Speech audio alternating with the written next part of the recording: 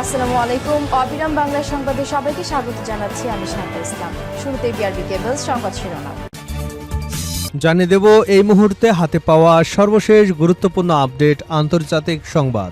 শুরুতেই জানাবো, জুলাইয়ে ইরানের হামলায় শত শত মার্কিন সেনা নিহত এবং আহত হয়েছে, এমনটাই দাবি করেছেন ইরানের সর্বোচ্চ নেতা মুস্তাফা খামেনির সামরিক উপদেষ্টা মোহসিন রেজাই। এবারে জানাবো, হুতির ভয়ে দিক পাল্টালো সৌদি আরবে 6 জাহাজ। এশিয়ার বিভিন্ন দেশে পণ্য খালাস শেষে গন্তব্যে ফিরছিল সৌদি আরবের বিশাল আকৃতির 6টি তেলবাহী জাহাজ, কিন্তু পথেই হুতি আতঙ্ক। সঙ্গে সঙ্গেই পাল্টে নিতে হলো দীর্ঘ এক পথ। যেখানে গন্তব্যে পৌঁছতে লাগতো মাত্র 3 থেকে 4 দিন, এখন লাগবে আরও অন্তত 25 দিন। জানাবো, বিবিসির বিশ্লেষণ, মিত্রদের তীব্র বাধার মুখে দিশেহারা ডোনাল্ড ট্রাম্প। যুক্তরাষ্ট্রের প্রেসিডেন্ট ডোনাল্ড ট্রাম্পের জন্য বিগত কয়েকটি দিন বেশ অস্বস্তিকর এবং অবাস্তবতার মুখোমুখি হওয়ার মধ্য দিয়ে কেটেছে। নিজের তৈরি কিছু সংকট এবং ঘনিষ্ঠ মিত্রদের বিরোধিতার মুখে পড়ে মার্কিন প্রেসিডেন্টকে বেশ কিছু বড় ও কঠিন চ্যালেঞ্জ মোকাবেলা করতে হচ্ছে। এবারে থাকছে একটি সুসংবাদ, আলহামদুলিল্লাহ। দাবানলে জ্বলছে ইহুদিবাদী ইসরায়েল, বন্ধ দুটি গুরুত্বপূর্ণ সড়ক। যেই ইহুদিবাদী দেশ ইসরায়েল ফিলিস্তিনের গাজার উপর নির্মম হত্যাযজ্ঞ চালিয়ে যাচ্ছে, ইরানের উপর হামলা করছে, পার্শ্ববর্তী সবগুলো মুসলিম দেশের উপর একের পর এক হামলা করেই যাচ্ছে। এবার তাদের উপর প্রকৃতির এক প্রতিশোধ নেমে এসেছে।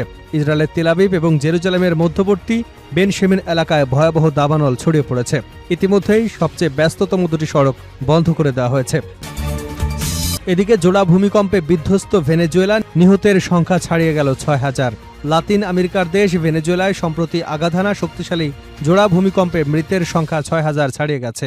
একই সঙ্গে এই দুর্যোগে আহত হয়ে হাসপাতালে চিকিৎসা নিয়েছেন আরও অর্ধলক্ষাধিক মানুষ। এদিকে ভূমিকম্প পরবর্তী উদ্ধার ও ত্রাণ কার্যক্রম নিয়ে সরকারের সমালোচনাও বাড়ছে।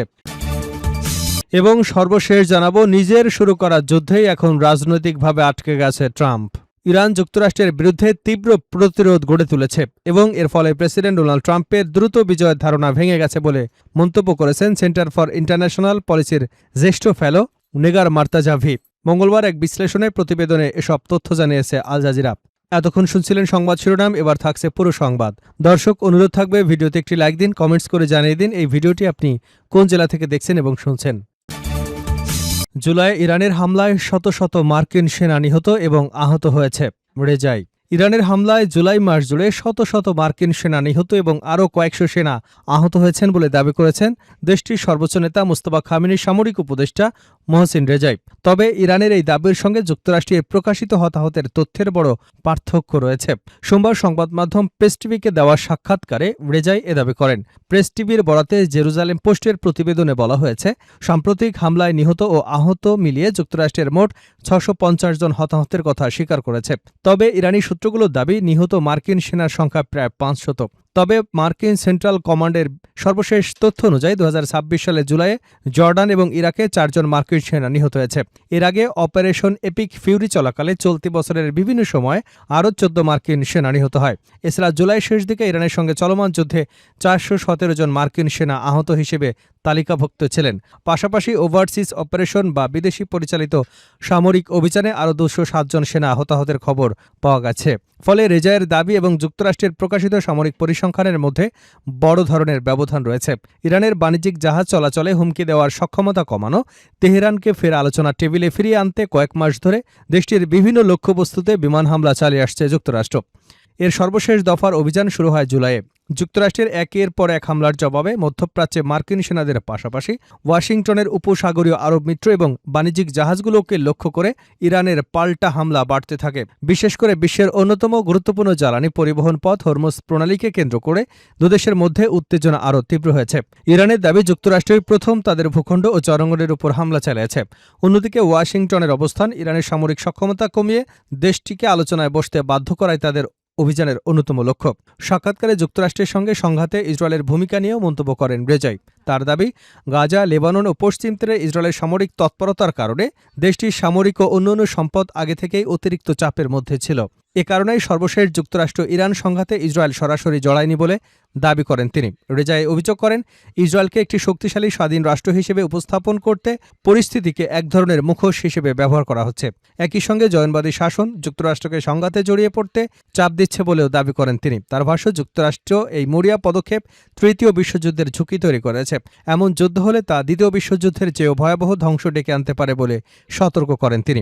এর কয়েক ঘণ্টা আগেই হোয়াইট হাউসে একই ধরনের আশঙ্কার কথা জানিয়েছিলেন মার্কিন প্রেসিডেন্ট ডোনাল্ড ট্রাম্প। এদিকে যুক্তরাষ্ট্র ও ইরানের মধ্যে যুদ্ধবিরতি বা নতুন করে আলোচনার সম্ভাবনা নিয়ে দুপক্ষের বক্তব্যে দেখা দিয়ে গেছে বড় ধরনের অসামঞ্জস্য।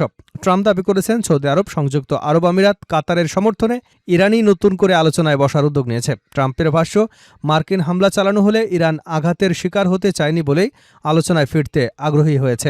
রোববার এয়ারফোর্স ওয়ানের সাংবাদিকদের সঙ্গে কথা বলার সময় ট্রাম্প দুদেশের মধ্যে নতুন করে আলোচনা শুরুর ঘোষণা দেন। এ হামলা হলে তা দ্বিতীয় বিশ্বযুদ্ধের পর সবচেয়ে বড় হামলায় পরিণত হতে পারত বলে দাবি করেন ট্রাম্প। তবে সোমবারই ট্রাম্পের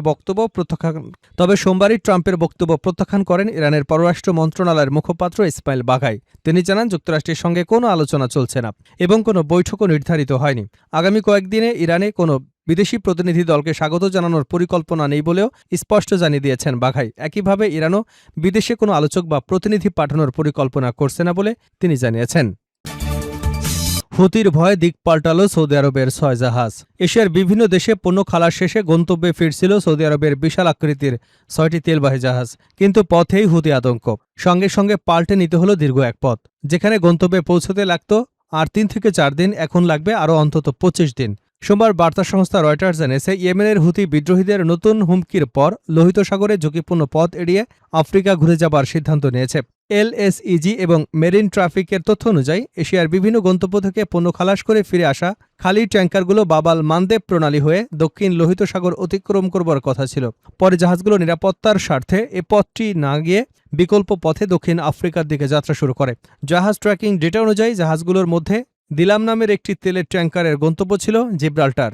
তবে এ বিষয়ে সৌদি আরব ভিত্তিক জাহাজ পরিচালনাকারী প্রতিষ্ঠান বাহারি এবং এর সংশ্লিষ্ট সৌদি কর্মকর্তাদের সঙ্গে যোগাযোগ করা হলে তাৎক্ষণিকভাবে কোনো মন্তব্য পাওয়া যায়নি।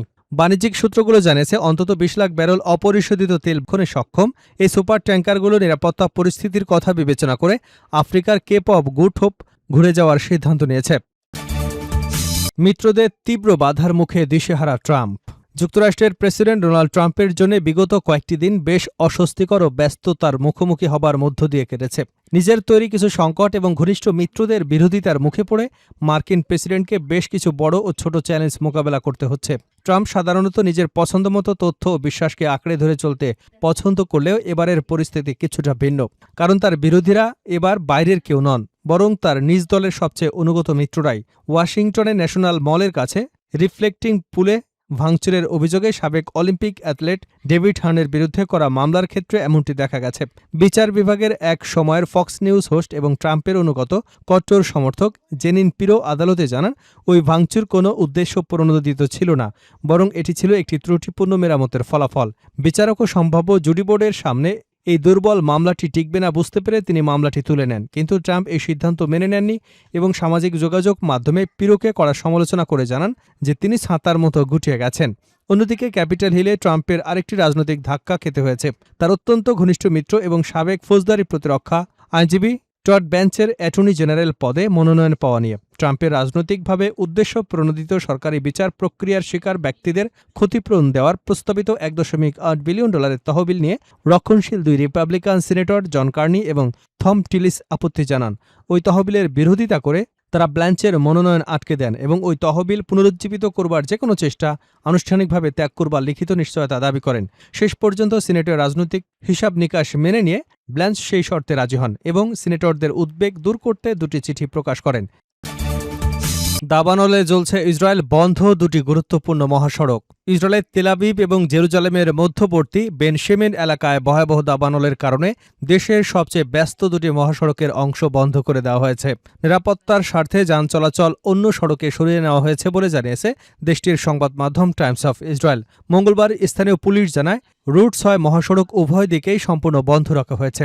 বিকল্প হিসেবে যানবাহন রুট 444 ব্যবহার করছে। এছাড়া রুট 1 মহাসড়কের পূর্বমুখী অংশ বেন শেমেন এলাকায় বন্ধ করে দেওয়া হয়েছে। ওই পথে চলাচলকারী যানবাহনকে রুট 443-এ ঘুরিয়ে দেওয়া হচ্ছে। সোমবার জেরুজালেমের বাইরে সোরেশ ইন্টারচেঞ্জের কাছে একটি গাড়িতে আগুন লাগার পর হাইওয়ে 1 এর পূর্বমুখী লেনটিও বন্ধ করে দেওয়া হয়েছিল। তবে এতে কেউ হতাহত হয়নি। পুলিশ সাধারণ মানুষকে বন্ধ থাকা এলাকায় না যাওয়ার আহ্বান জানিয়েছে। একই সঙ্গে ভারী যানজটের আশঙ্কার কথা জানিয়ে উদ্ধার কাজে নিয়োজিত বাহিনীর চলাচলে বাধা না দেওয়া এবং ধৈর্য ও দায়িত্বশীল আচরণ করবার অনুরোধ করেছে। ইসরায়েলের ফায়ার অ্যান্ড রেস্কিউ সার্ভিস জানিয়েছে, আগুন নিয়ন্ত্রণে ২১টি অগ্নি নির্বাপন দল এবং ৪টি অগ্নি নির্বাপন বিমান কাজ করছে। সংস্থাটির দাবি, আপাতত আগুনের বিস্তার নিয়ন্ত্রণে আনা সম্ভব হয়েছে।